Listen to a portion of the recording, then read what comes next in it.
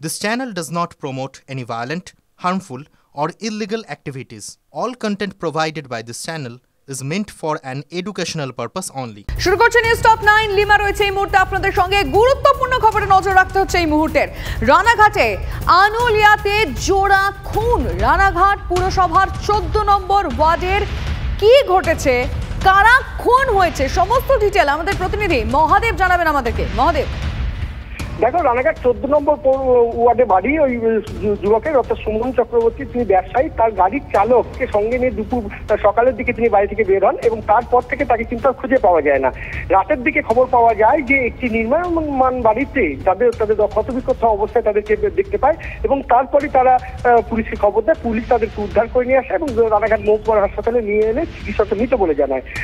সুমন চক্রবর্তী 14 নম্বর ওয়ার্ডের তৃণমূল কংগ্রেস যুব কংগ্রেসের সভাপতি বলে তৃণমূলের নেতৃত্ব জানিয়েছেন এবং এই তার সঙ্গে যে চালক ছিলেন সেই চালককেও কিন্তু নৃশংসভাবে খুন করা হয়েছে।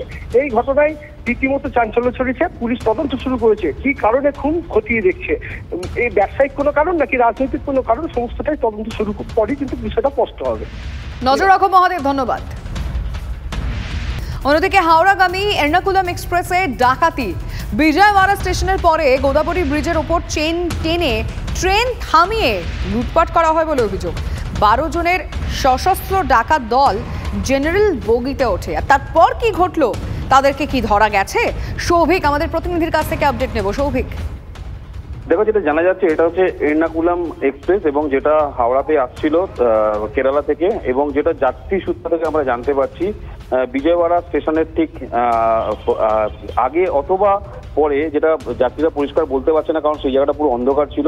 গোদাবরী বলে ব্রিজ রয়েছে, সেই ব্রিজের উপর যখন ট্রেনটি ওঠে ডাকাত দলেরা ট্রেনের ভিতরেই ছিল। তারা কিন্তু চেন টেনে ট্রেনটিকে নামিয়ে দেয় এবং তারপর যেসব যাত্রীরা ছিল জেনারেল বগিতে তাদেরকে মারধর করে এবং তাদের যেটা বক্তব্য যে প্রত্যেকের হাতেই আগ্নেয়াস্ত্র ছিল, ধারালো অস্ত্র ছিল এবং 12 জনের মতো দল ওঠে এবং তাদের মোবাইল ফোন, ক্যাশ, যা টাকা পয়সা ছিল সমস্ত কিছু লুট করে কিন্তু নেমে যায় এবং এই ট্রেনটি কিন্তু আগামীকাল হাওড়া স্টেশনে আসবে। নজর থাকবে, নজর রাখো তুমি সৌভিক। অন্যদিকে কাঁথিতে সেখানে মিসাইল উৎক্ষেপণ কেন্দ্র আটকাতে বিক্ষোভ। নন্দীগ্রামের কায়দায় জুনবোট ভূমিরক্ষা কমিটি আন্দোলন করে। দিন কয়েক আগেই সরকারি জমি দখলের অভিযোগ সরব হয় বিজেপি, আর এবার তৃণমূল এসইউসিআই এর নেতৃত্বে আন্দোলন। কাঁথি 1 ব্লকের মাজিলাপুর গ্রাম পঞ্চায়েতে ডিআরডিওর মিসাইল উৎক্ষেপণ কেন্দ্র হওয়ার কথা ছিল, কিন্তু বেশ কয়েকবার এলাকা পরিদর্শনও করেছেন ডিআরডিও আধিকারিকরা। ডিআরডিও মিসাইল টেস্টিং নোটিশে দিতে শুরু হয় বিক্ষোভ। বৃহস্পতিবার মশাল মিছিল করে চলে প্রতিবাদ। শিলিগুড়ির শলকাভিটায় আক্রান্ত পুলিশ। তুলাকাটা মৌজায় স্ত্রীর মর্যাদা চেয়ে ধর্নায় বসেন এক মহিলা। সেই মহিলাকে ঘরে তোলার দাবিতে ধর্নায় বসেন কিছু মহিলাও। রাজ্য সড়ক অবরোধ করে। পুলিশ অবরোধ তোলবার চেষ্টা করলে পুলিশের ভ্যান ভাঙচুর চালায় উত্তেজিত জনতা। পুলিশ লাঠি উঠিয়ে তাড়া করলে অবরোধ উঠে যায়। ঘটনাস্থল থেকে ওই গৃহবধূ সহ 12 জনকে আটক করে পুলিশ। সল্টলেকে বৃদ্ধের মৃত্যুর কারণ ঘিরে ধোঁয়াশা। পুলিশের দাবিতে প্রশ্ন পরিবারের। 67 বছরের শুভাশিস চৌধুরী 21 জুলাই রিকশার ধাক্কায় আহত হন। বিধাননগর মহকুমা হাসপাতাল থেকে প্রথমে এনআরএসএ ও তারপরে এসএসকেএমে নিয়ে স্থানান্তরিত করা হয়। এসএসকেএমে মৃত্যু হয় বৃদ্ধের। পরিবারকে পুলিশ জানায় দুর্ঘটনার জেরে প্রচুর রক্তক্ষরণের অবস্থায় গুরুতর হয়ে যায়। আর যদিও পরিবারের পাল্টা দাবি, শুভাশিস চৌধুরী দেহে একাধিক আঘাতের চিহ্ন রয়েছে। পরিবারের প্রশ্ন, সামনে থেকে রিকশা ধাক্কা মারলে মাথার পিছনে কিভাবে চোট লাগলো? তাদের অভিযোগ, বৃদ্ধকে মারধর করা হয়েছে। এলাকায় সিসিটিভি থাকলেও সেই ফুটেজ অস্পষ্ট বলে পুলিশ জানিয়েছে। দাবি পরিবারের। বিধাননগর উত্তর থানায় অভিযোগ দায়ের হয়েছে। ময়নাতদন্তের প্রাথমিক রিপোর্টের অপেক্ষায় রয়েছে পরিবার। উনি নাকি বলেছিলেন যে উনি আমাদের বাড়িতে ঢোকার আগে এটিএম থেকে টাকা তুলবে এবং টাকা তুলে রাত্রিবেলা ওরা কিছু শপিং করার আছে বা কিছু খাওয়া দাওয়া করার আছে, কিন্তু আমাদের যত ধারণা আমাদের সেই টাকা তুলতে কেউ দেখেছে এবং সেটা ছিনতাই করার জন্যই আজকে এই অবস্থা। তারপর আমরা যখন সিসিটিভি ফুটেজ চাইছি তখন থানার লোক বলছে সেই সিসিটিভি ফুটেজ ঝাপসা হয়ে গেছে। আপনারা দেখেছেন সিসিটিভি ফুটেজ? না, বলছি ঝাপসা হয়ে গেছে। অস্বাভাবিক ভর্তি ফি বৃদ্ধির প্রতিবাদে প্রেসিডেন্সি বিশ্ববিদ্যালয় বিক্ষোভ। সন্ধ্যে থেকেই বিক্ষোভ ভারতীয় ছাত্র ফেডারেশনের। ভর্তি ফি কমানোর দাবিতেই অনির্দিষ্টকালের জন্য বিক্ষোভ চলবে বলে জানান বিক্ষোভরত পড়ুয়ারা। অভিযোগ, ভর্তি ও সেমিস্টারের পরীক্ষার ফি বৃদ্ধি পেয়েছে অস্বাভাবিক হারে। পাশাপাশি আলোচনা মাফিক যথাযথ হিসাব না দেওয়াতেই বিক্ষোভ।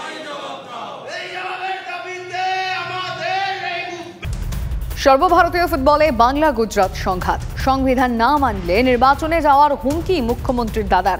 একই সংস্থা থেকে কেন দুই প্রতিনিধি ফেডারেশনের কার্যকরী কমিটিতে? প্রশ্ন অজিত বন্দ্যোপাধ্যায়ের। কার্যকরী কমিটিতে নেই বাংলার কোনো প্রতিনিধি। রাজ্য ফুটবল সংস্থার সচিবের নাম প্রস্তাব করেছেন মুখ্যমন্ত্রীর দাদা। আর্টিকেল 30-তে ক্লিয়ার লেখা রয়েছে একটা মেম্বার অ্যাসোসিয়েশন থেকে একজনই যেতে পারে, আর একজন নয়। তো সেখানে বেঙ্গল এত বড় একটা স্টেট, সেখানে কেন বেঙ্গল থেকে একজন প্রতিনিধি থাকবে না? প্রতিবাদপত্র যখন পাঠিয়েছি, তার মানে এর মধ্যে আমার একটা ভেতর থেকে আছে যে এটা প্রতিবাদ আমায় করতে হবে, কিন্তু এটা হওয়া উচিত নয়। সেই জন্যই করেছি। এআইএফএফের স্বার্থ এবং বাংলার স্বার্থ, দুটো স্বার্থই রক্ষিত হবে তাতে, এই যুদ্ধতে। হ্যাঁ, যদি প্রয়োজন হয় নির্বাচনের পথেই হাঁটবো। না, আমার মনে হয় কোনো বিতর্ক এখানে নেই।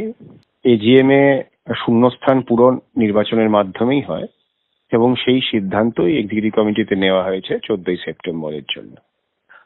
আর এক রাজ্য থেকে একাধিক লোকের প্রতিনিধিত্ব করা সংবিধানের নেই, সংবিধানের 31 নম্বর ধারা অনুসারে। সে বিষয়ে উনিও জানেন, সে বিষয়ে আমরা সকলেই জানি। উনি সেদিন আমন্ত্রিত সদস্য হিসেবে উপস্থিত ছিলেন, তার সামনেই যাবতীয় আলোচনা হয়েছে। উনার বক্তব্য উনি বৈঠকে রাখতেও পারতেন। আমার মনে হয় বিষয়টা কোথাও বুঝতে অসুবিধা হচ্ছে। এআইএফএফ এর কাজকর্ম নিয়ে সরব রাজ্যের ক্রীড়ামন্ত্রীও। শুনুন কি বলছেন। ভারতবর্ষের কোনো সংস্থাতেই কোনো রকম কোনো নিয়ম নীতি মানা হচ্ছে না। সমস্ত জায়গায় দলীয় কর্মীদের, দলীয় নেতৃত্বকে বসিয়ে দেওয়ার একটা চেষ্টা হচ্ছে। তো সেটা তারা করতে পারে। প্রতিবাদ যারা করছেন তারা সকলেই স্বশাসিত সংস্থা, তারা প্রতিবাদ করুন। ফুটবলের উন্নতিতে যেটা করার সেটা করতে হবে। ফুটবলে বাংলার যে অভিজ্ঞতা আছে, আমার মনে হয় অন্যদের থেকে অনেক বেশি আছে। বাংলার প্রতিনিধিত্ব বেশি থাকাই উচিত।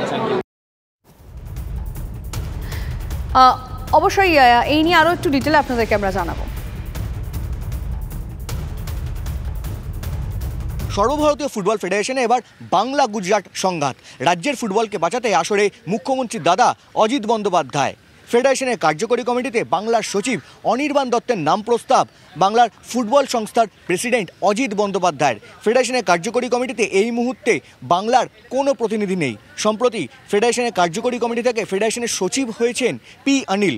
আর এই জায়গায় ফেডারেশনের কার্যকরী কমিটিতে তৈরি হওয়া শূন্য পদে গুজরাট ফুটবল অ্যাসোসিয়েশনের সচিব মূলরাজকে ঢোকানোর চেষ্টায় কল্যাণ চৌবে, যিনি আবার গুজরাট ফুটবল অ্যাসোসিয়েশন থেকেই ভারতীয় ফুটবল ফেডারেশনের সভাপতি হয়েছেন।